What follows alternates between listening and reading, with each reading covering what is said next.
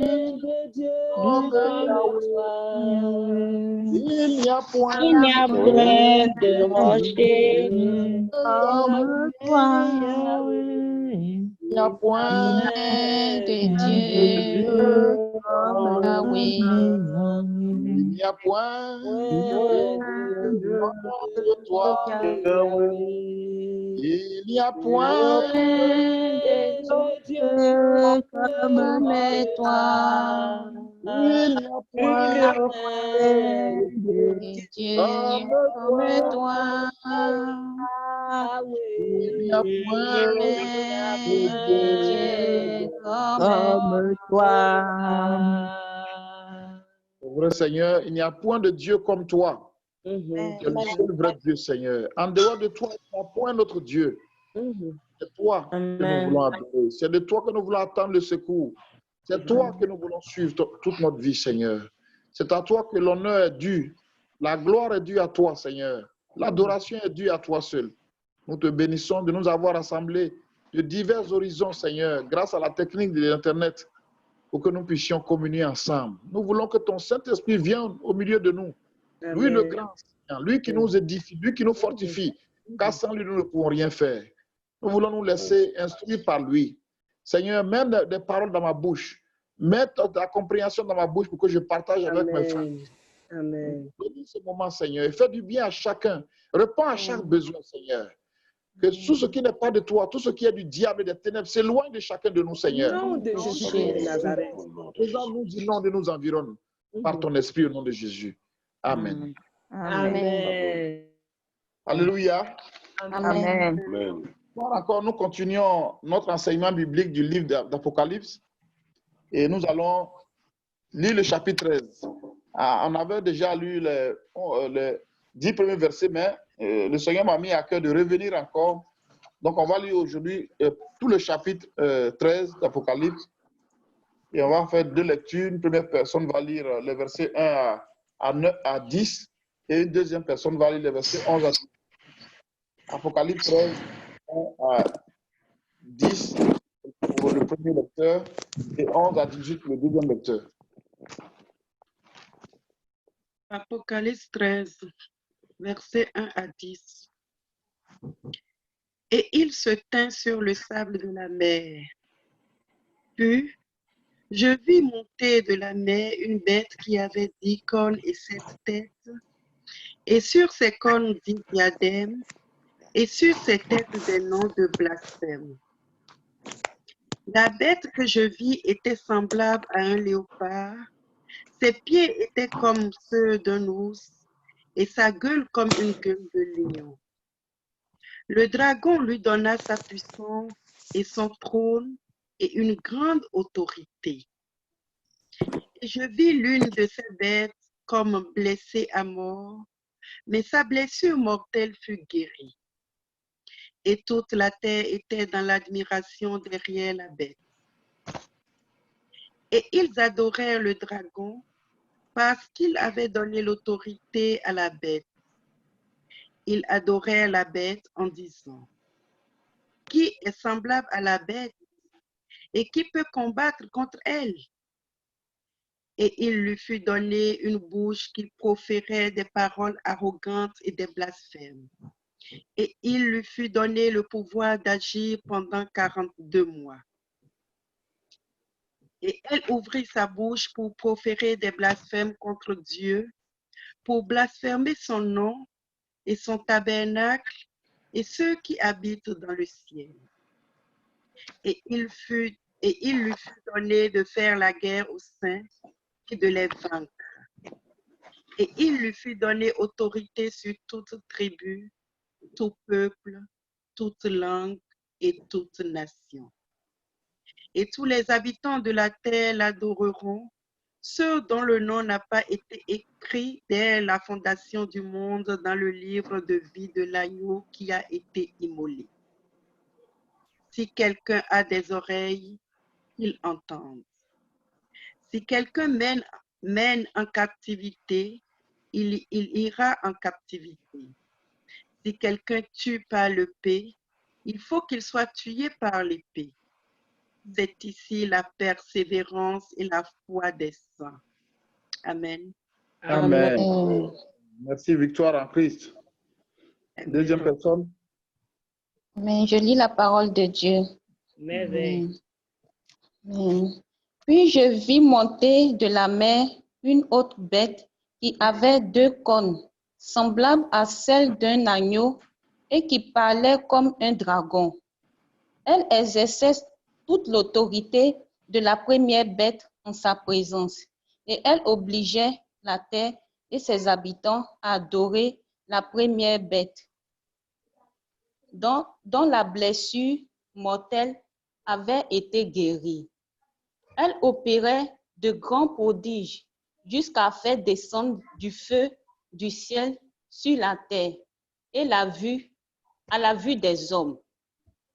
Et elle séduisait les habitants de la terre par des prodiges qui lui étaient donnés d'opérer en présence de la bête, disant aux habitants de la terre de faire une image de la bête qui avait été blessée à l'épée et qui vivait. Et il lui fut donné d'animer l'image de la bête.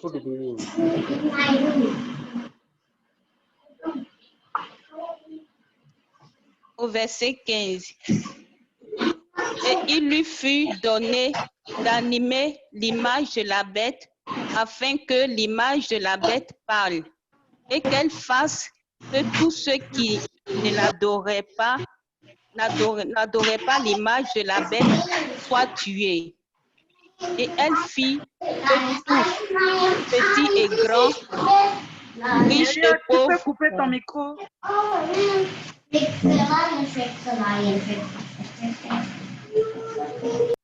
Amen. Amen. Au verset 16. Et elle fit que tous, petits et grands, riches et pauvres, libres et esclaves, reçoivent une marque sur leur main droite et sur leur front, et que personne ne puisse acheter ni vendre sans avoir la marque, le nom de la bête ou le nombre de son nom. C'est ici la sagesse, que celui qui a de l'intelligence calcule le nombre de la bête, car c'est un nombre d'hommes, et son nombre est 666. Amen. Amen. Merci beaucoup, merveille. Que Dieu te bénisse. Amen. Alors, donc ici, nous sommes au chapitre 13 d'Apocalypse et il y a des éléments importants dans ce chapitre-là.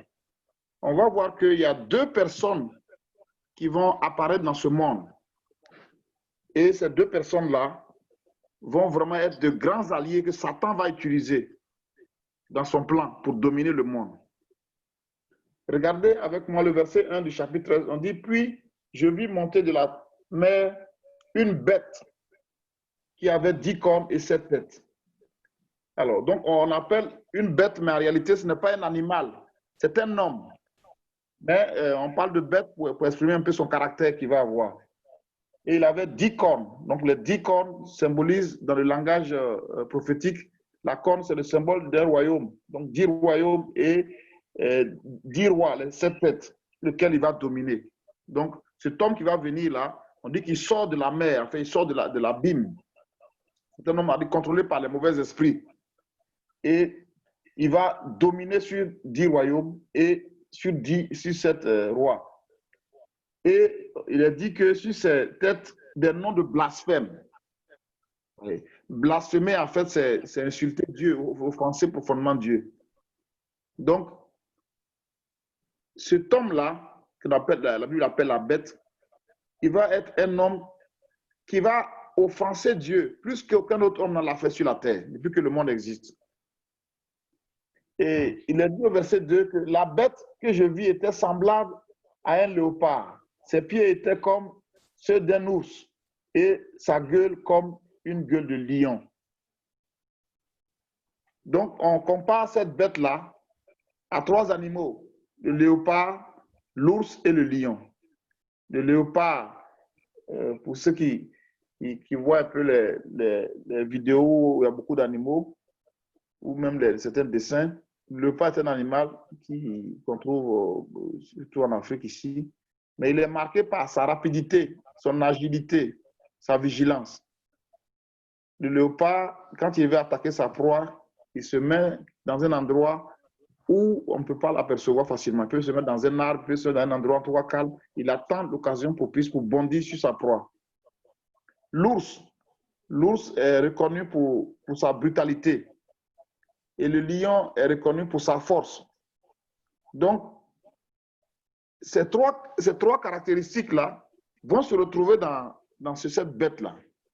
Donc, il sera un homme qui va être vraiment brutal, un homme qui va être aussi vraiment rusé, très agile et très rusé, et un homme vraiment cruel.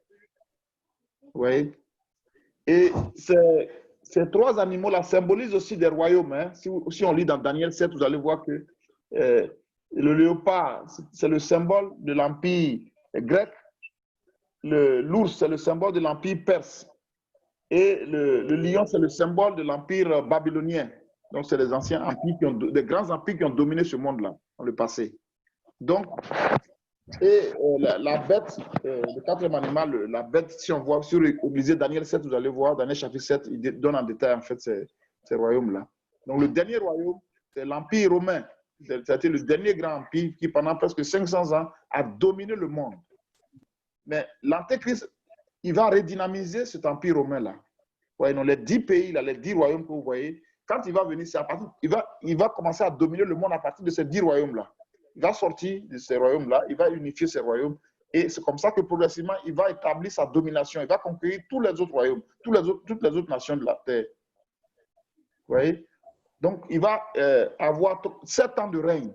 Quand l'Église bientôt sera enlevée, l'Antéchrist va faire son apparition, il va avoir 7 ans de règne. Mais pendant les 3 ans et demi, les 3 premières années et demie, ça va être une période de paix. Il va montrer son intelligence, sa sagesse, il va régler des problèmes que les gens, de pollution, de pauvreté, beaucoup de problèmes, il va essayer de résoudre des problèmes pour qu'on lui dise, voilà l'homme qu'on attendait. Mais après les 3 ans et demi, il va montrer son vrai visage, sa vraie nature, son vrai caractère de bête. Et sa cruauté, son esprit de domination, d'asservissement de l'homme. Et son cœur de bête, c'est-à-dire que c'est un cœur déshumanisé, un être qui n'a aucun sentiment humain. Donc, c'est la description qu'on nous donne de la bête qui a ce caractère-là d'animal. Le dragon lui donna sa puissance et son trône et une grande autorité. Donc, vous vous souvenez que le dragon, c'est bien Satan, n'est-ce pas? Comme on l'a vu au chapitre 12, le dragon rouge, qui exprime donc sa cruauté aussi et le fait que c'est un grand persécuteur des adorateurs de Dieu et des saints. Donc la bête et l'Antéchrist va recevoir sa puissance, son trône et son autorité de Satan lui-même. Vous voyez? Au verset 3, « Et je vis l'une de ses têtes comme blessée à mort, mais sa blessure mortelle fut guérie. » Donc, l'Antéchrist, la bête, va recevoir une blessure sur sa tête et il va mourir. Mais, qu'est-ce qui se passe? Il va ressusciter. Il va ressusciter et ça va créer l'admiration du monde entier. Comment un homme qui a été blessé à mort, on voit qu'il est mort, ressuscite quelque temps après. En fait, Satan, dans sa ruse, dans sa séduction des hommes, ce miracle-là qui est produit, c'est un miracle qui est produit, mais c'est un miracle pour tromper. Puisque, n'oubliez pas que l'agneau aussi a été immolé. Jésus a été immolé. On l'a vu au chapitre 5 d'Apocalypse, verset 6, que l'agneau a été immolé. Mais la Bible nous dit aussi que Jésus est ressuscité. N'est-ce pas? Si vous lisez Acte, on peut le lire. Quelqu'un peut nous aider. Acte 17, verset 31. Rapidement, s'il vous plaît. Acte 17, 31. On va voir que Jésus aussi est ressuscité.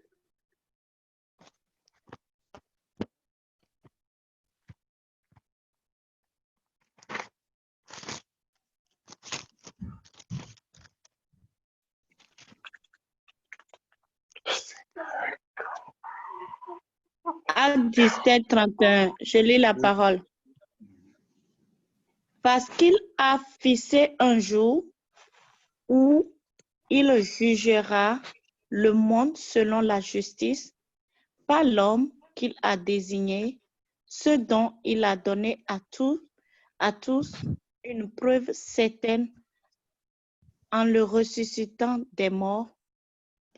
Amen. En le ressuscitant des morts. Amen. Donc Dieu a fixé un temps où il va juger tous les hommes par un seul homme à qui il a donné une preuve que c'est vraiment le Fils de Dieu quand il a ressuscité des morts. N'est-ce pas? Jésus est le seul être humain qui a connu la mort et qui est ressuscité, qui n'est plus mort. C'est le seul depuis que le monde existe. Donc ça montre qu'il est Dieu, parce qu'il a une vie en lui, il est immortel. Il possède la vie éternelle. Donc l'Antéchrist aussi, puisque l'objectif de Satan, c'est de faire croire que l'Antéchrist qui est là, c'est Jésus, c'est le Messie. Donc il a été blessé comme l'agneau qui a été immolé et il est ressuscité. Il a été guéri.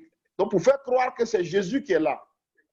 Et donc comme il a fait ce miracle-là, il a dit que et toute la terre était dans l'admiration derrière la bête. On dit, mais voilà, mais vraiment il est puissant, il est invincible face à la mort. Mais c'est qu'il est Dieu. Oui. Et au verset 4, on dit, ils adoraient le dragon parce qu'il avait donné l'autorité à la bête. Ils adoraient la bête en disant, qui est semblable à la bête et qui peut combattre contre elle? Vous imaginez? Donc c'est une contrefaçon, une falsification. On fait un faux miracle pour faire croire qu'on l'a tué et qu'il est ressuscité et faire croire qu'il est le Messie. Et pour amener les gens donc à l'adorer. Surtout les Juifs qui savent que le Messie devait être immolé et ressuscité. Ils vont l'adorer, tout ce monde-là, parce qu'ils ont été séduits. Et regardez ce qu'ils disent. Il dit, qui est semblable à la bête et qui peut combattre contre elle? Vous voyez? Donc cette louange-là, c'est pour dire qu'il est Dieu. Parce que cette façon de parler-là, qui est semblable à la bête? C'est Dieu seul. Dans la Bible, c'est à Dieu seul qu'on dit, nul n'est semblable à lui, n'est-ce pas? Exactement. Et on dit à un homme que qui est semblable à la bête, qui est comme lui, qui est aussi puissant que lui, qui peut l'affronter. Et regardez, on va lire 3 versets rapidement. Exode 15, 11, Exode 15, 11, Ésaïe 40, 25 et Ésaïe 46, verset 5. S'il vous plaît, 3 personnes peuvent nous lire. Exode 15, verset 11, Ésaïe 40, verset 25 et Ésaïe 46, verset 5. Exode 15. Exode 15, 11, je lis la parole de Dieu. Qui est comme toi parmi les dieux, ô Éternel? Oui. Et comme toi, magnifique en sainteté, digne de louange, opérant des prodiges. Amen. Amen. Amen. Merci beaucoup. Qui est comme toi? Qui est comme toi? Qui est semblable à toi? Digne de louange, qui opère des miracles. Qui est saint comme toi? Qui? Oui. Mais l'Antéchrist, aussi, on lui dit qui est semblable à lui. Donc, on le prend pour Dieu. Regardez Ésaïe 40, verset 25. Isaïe 40, verset 25. À qui me comparez-vous pour que je lui ressemble, dit le Saint. À qui me comparez-vous? Qui peut être semblable à moi? Qui peut me ressembler? Je suis unique. Dieu est éternel. Il est éternel. Il n'a jamais été créé. Il vit éternellement. Il est glorieux. Il est tout puissant. Il est sage. Il est intelligent. Il habite une gloire indescriptible. Mais qui peut être comme lui? Oui. Ésaïe 46, verset 5.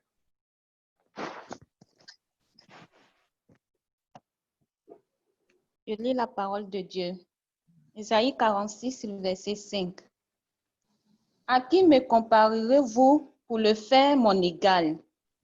À qui me ferez-vous ressembler pour que nous soyons semblables? C'est vrai. À qui? Et l'Antéchrist ici, on lui dit qui est semblable à lui, à la bête. Oui, donc, on va le voir tout à l'heure. L'objectif, c'est qu'ils veulent devenir Dieu. Satan et les deux bêtes-là, ils veulent devenir Dieu sur la terre. Ils veulent qu'on les adore, ils veulent qu'on les serve. Ils veulent usurper la place de Dieu. Regardez le verset 5. Et il lui fut donné une bouche qui proférait des paroles arrogantes et des blasphèmes. Il lui fut donné le pouvoir d'agir pendant 42 mois, c'est-à-dire 3 ans et demi. Si vous divisez les 42 par 12 mois, vous allez voir, c'est 3 ans et demi. Donc, l'Antéchrist, la bête, profère des blasphèmes. Ça veut dire qu'il insulte Dieu. Il insulte Dieu, il défie Dieu, que Dieu n'a pas dit que c'est lui qui est Dieu. Et que la preuve, c'est lui qui contrôle la terre. Il a tout pouvoir. Oui. Et elle ouvrit sa bouche pour proférer des blasphèmes contre Dieu, pour blasphémer son nom et son tabernacle et ceux qui habitent dans le ciel. Donc, l'Antéchrist, lui aussi, c'est Satan incarné, lui aussi, son objectif, c'est de proclamer Dieu.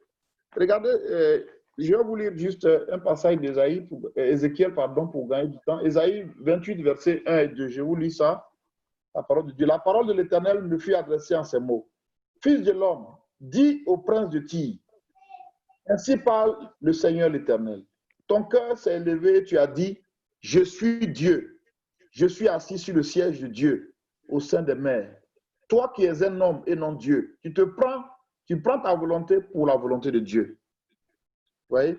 Donc c'est un homme, un roi, comme l'Antéchrist, qui dit qu'il est Dieu. Il est homme, mais il se prend pour Dieu.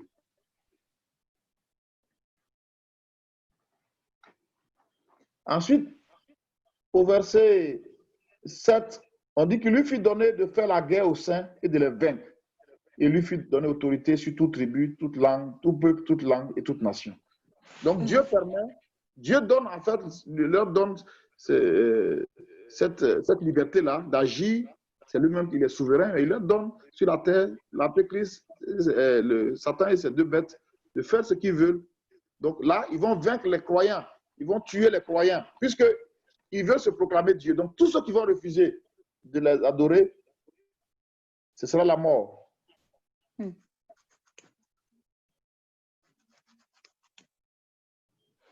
Donc, l'Antéchrist va régner, va dominer sur le monde entier.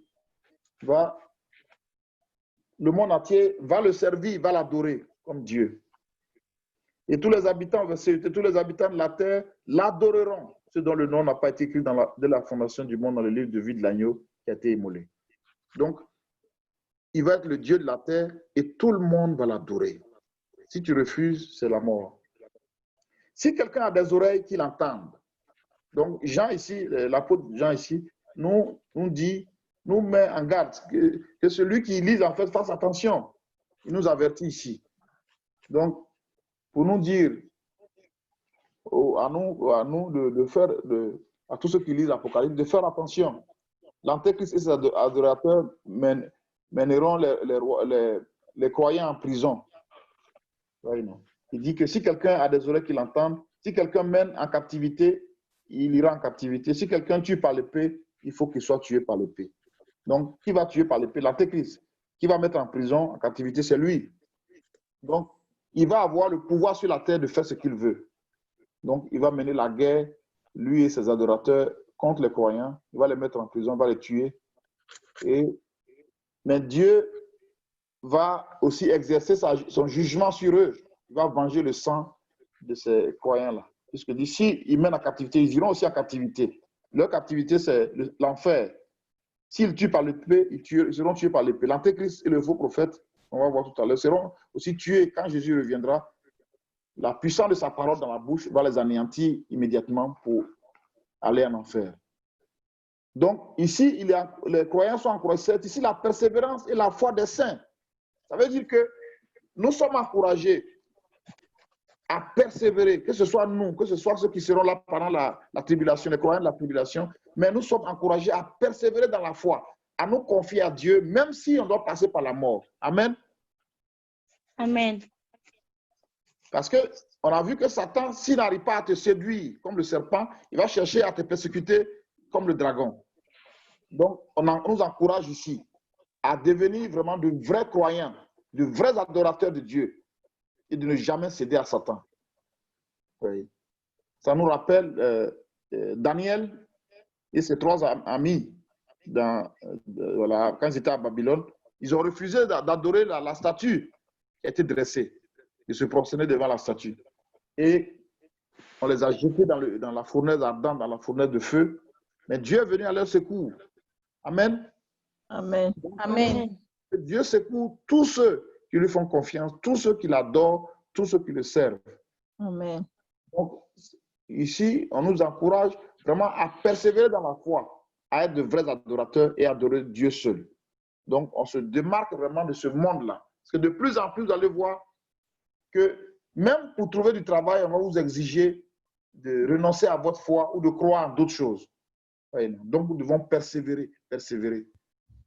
De plus en plus, vous allez voir même des temples. On va dire que ce sont des temples de Satan où on adore le diable. Vous allez voir de plus en plus, ça va vous étonner. Mais tout ça, nous devons être des vrais adorateurs. Des gens qui se prosternent uniquement devant Dieu, qui l'adorent, qui le servent, qui font sa volonté. Oui. Alors, la deuxième bête, à partir du verset 11 jusqu'à 18, c'est la deuxième bête. On dit, puis je vis monter de la terre une autre bête qui avait 2 cornes semblables à celles d'un agneau et qui parlait comme un dragon. Donc, un deuxième homme, une deuxième personne qui va aussi être un homme de la terre. Donc, ça veut dire qu'il ne viendra pas du ciel, il sera un homme, un pécheur, un homme de la terre. Lui aussi, il aura 2 cornes comme un agneau. Ça veut dire que l'aspect extérieur, il va paraître comme un homme de paix. N'est-ce pas, l'agneau qui est doux, comme un homme de paix. Mais les paroles qui sortent de sa bouche montrent son vrai caractère. On dit qu'il parlait comme un dragon. Oui. Donc ici, ce deuxième personnage-là, c'est le faux prophète. Le premier, la bête, c'est le faux, l'antéchrist, le faux Christ. Celui qui se fait passer pour Christ. Mais ici, cette deuxième bête-là, c'est le faux prophète. Donc, en fait, c'est le prophète de l'antéchrist. C'est lui qui va faire la propagande pour dire aux hommes d'adorer l'antéchrist. Donc, il sera son agent. C'est lui qui va mener la persécution contre les croyants. Il va unifier toutes les religions de la terre. Le faux prophète. Il va unifier toutes les religions. De plus en plus, vous allez voir, dans le nouvel ordre mondial, on va dire qu'il faut une seule religion. Toutes ces autres religions doivent disparaître. Toutes ces religions, on va peut-être chercher à réécrire même la Bible. En tout cas, vous allez voir toutes sortes de choses. Mais tout ça, c'est celui qui est derrière là, c'est Satan, pour égarer les hommes et les détruire. Donc, la deuxième bête, c'est le faux prophète. Et le verset 12, cette bête, elle exerçait toute l'autorité de la première bête, donc de l'antéchrist, en sa présence. Elle faisait que la terre et ses habitants adoraient la première bête dont la blessure mortelle avait été guérie. Donc, c'est lui qui fait la propagande, qui fait connaître. Oui. Alors, ici, quand on regarde ça, qu'est-ce que ça nous rappelle? L'antéchrist, la première bête, veut se faire passer pour Christ aux yeux du monde. La deuxième bête est celui qui amène les autres à adorer. Donc, le faux prophète là, c'est une contrefaçon de Satan, de l'œuvre du Saint-Esprit. Amen. C'est le Saint-Esprit qui conduit les gens à Christ. La Bible dit que l'Esprit de Dieu est venu pour glorifier Christ, pour faire connaître aux hommes qu'ils sont des pécheurs et que la solution à leurs péchés, c'est Jésus, qu'ils doivent aller à Christ, se repentir de leurs péchés, placer leur foi en Christ pour être sauvés. Le faux prophète fait en fait le travail que le Saint-Esprit fait aujourd'hui. C'est ça qu'il cherchera à faire. Donc, à conduire les hommes à l'antéchrist pour qu'ils l'adorent, qu'ils le reconnaissent comme Dieu. Vous voyez? Le verset 13, elle opérait de grands prodiges, même jusqu'à faire descendre le feu du ciel sur la terre, à la vue des hommes. Donc, le faux prophète là va faire de grands miracles. Il va faire de grands miracles. Et ça nous rappelle les magiciens de Pharaon. Quand Moïse faisait des miracles, Pharaon aussi faisait, les magiciens de Pharaon aussi faisaient leurs miracles pour dire qu'eux aussi, leur Dieu est puissant. Vous voyez? Et ça nous rappelle aussi que les 2 témoins, là, au chapitre 11, on a vu que les 2 témoins que Dieu a envoyés pendant la tribulation, là, eux aussi, ils ont fait descendre le feu du ciel. Donc, le faux prophète veut montrer que lui aussi, il est un envoyé de Dieu. Il est un prophète de Dieu, puisque lui aussi va faire descendre le feu du ciel. Mais en réalité, c'est pour tromper les hommes. Donc, verset 14, et elle séduisait les habitants de la terre par des prodiges qu'il était donné d'opérer en présence de la bête, disant aux habitants de la terre, de faire une image, donc des statues qui vont, des idoles, des images de la bête qui vont apparaître dans les médias, dans la télévision, sur Internet, partout, pour qu'on puisse adorer la bête. Oui. Donc, le faux prophète va conduire toutes les nations à adorer l'antéchrist, à adorer en fait le diable qui est derrière, en fait. Verset 15. Et il lui fit donner d'animer l'image de la bête, afin que l'image de la bête parlât. Donc, on fait animer la bête, il parle à des heures, certainement, de certains moments, pour appeler les hommes à l'adorer. Et qu'elle fut, que tous ceux qui ne l'adoreraient pas, l'image de la bête fut tuée. Merci, notre frère Elliot nous a mis l'image de la bête qui appelait. Tous ceux qui n'adoraient pas l'image de la bête furent tués.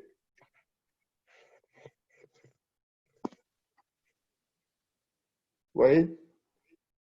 Verset 16. Et elle fit que petits et grands, riches et pauvres, libres et esclaves, reçurent une marque sur leur main droite et sur le front. Donc ici, on parle maintenant de marque. L'Antéchrist va marquer les hommes qu'il adore, ceux qui le reconnaissent comme Dieu, ceux qui se soumettent à lui. Il va leur mettre des signes.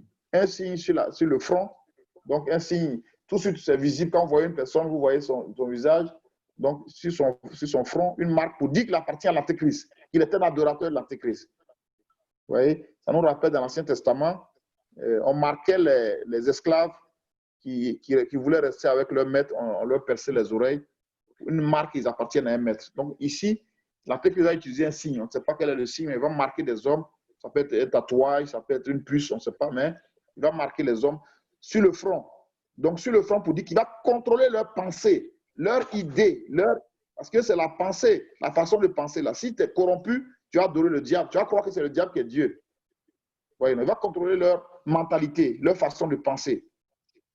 Et il va contrôler aussi, il va marquer aussi leurs mains, ça veut dire leur force de travail, parce que c'est avec la main qu'on travaille.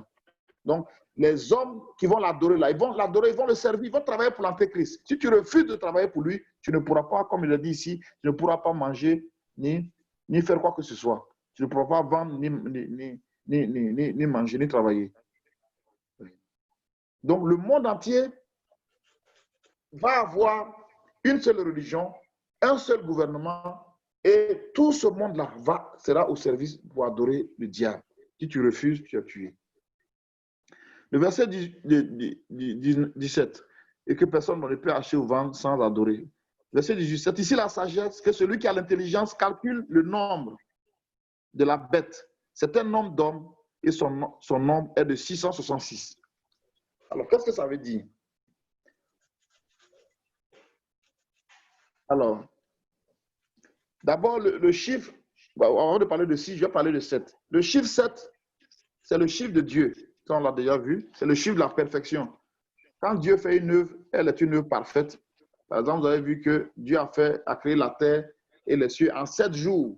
Et quand il a fini, il a dit que tout était très bon. Amen, donc c'était parfait. Donc, le chiffre 7, c'est le chiffre de la perfection de l'œuvre que Dieu a achevé de Dieu dans la création. Alors, et on dit maintenant 3. 3, c'est le chiffre de la totalité ou de la plénitude. Par exemple, on nous dit les 3 états de l'eau. L'eau liquide, l'eau gazeuse et l'eau solide, la glace. Vous voyez, il est 3 personnes de la divinité. Dieu le Père, Dieu le Fils, Dieu le Saint-Esprit. Donc le chiffre 3, c'est le chiffre de la totalité. Alors, donc si on peut le comprendre, le chiffre de Dieu, c'est le chiffre 777. N'est-ce pas? Dieu est parfait, le Père est parfait, le Fils est parfait, le Saint-Esprit est parfait. Le Père est Dieu, le Fils est Dieu, le Saint-Esprit est Dieu. Amen. Amen. Alors ici, on nous parle de 666. Le chiffre 6, c'est le chiffre de l'homme. L'homme a été créé le 6e jour. Et l'homme aussi, la Bible nous dit dans le psaume 8 que l'homme a été créé de peu inférieur à Dieu. L'homme a été créé de peu inférieur à Dieu. Sur la terre ici, Dieu lui a donné la domination sur toutes choses. Il est juste soumis à Dieu. C'est-à-dire qu'après Dieu, c'est l'homme, c'est son fils, les hommes qu'il a créés. Donc le chiffre 6, c'est le chiffre de l'homme. Et on voit que c'est 6 trois fois le chiffre de l'antéchrist. Ça veut dire quoi? Que l'antéchrist, les 3 chiffres là, l'antéchrist, Satan, le dragon, la première bête, l'antéchrist, la deuxième bête, le faux prophète, ces 3 là, leur signe, le signe 666, ça veut dire qu'ils ne seront jamais Dieu. Amen. Ils n'arriveront jamais à devenir 767. Tout ce qu'ils vont faire, 777, pardon, 777, tout ce qu'ils vont faire sur la terre, là, ils ne pourront jamais, jamais, jamais devenir Dieu. Dieu leur laisse la liberté de faire pendant 3 ans et demi, de faire ce qu'ils veulent pour qu'ils regardent. Mais on va voir que leurs chiffres, ils ne vont que se limiter à 666.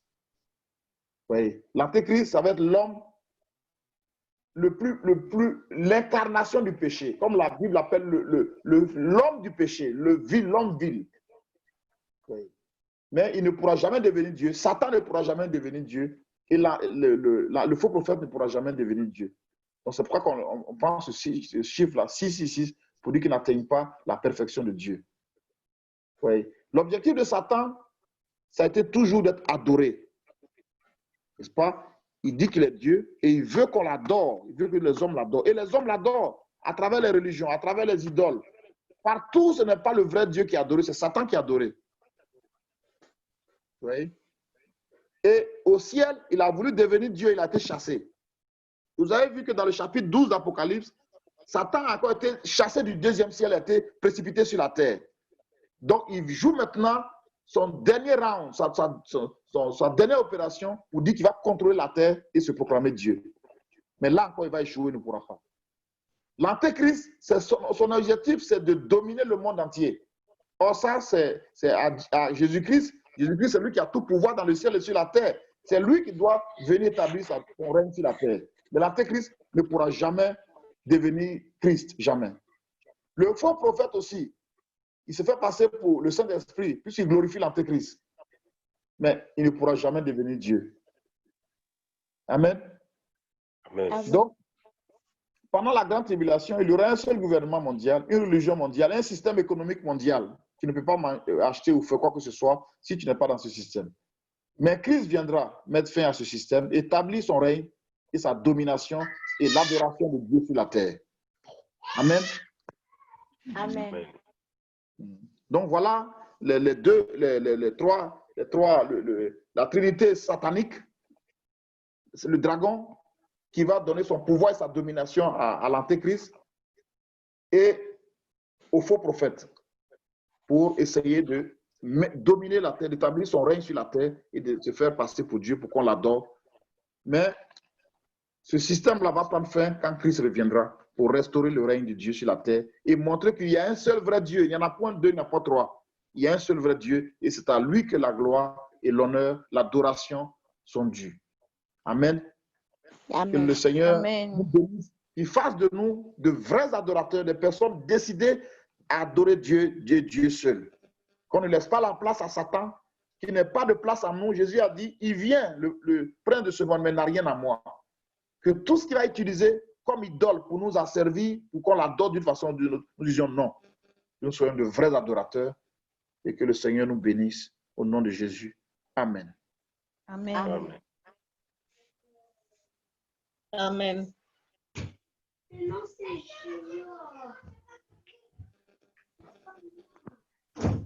La dirigeante. La tsunami qui dirige?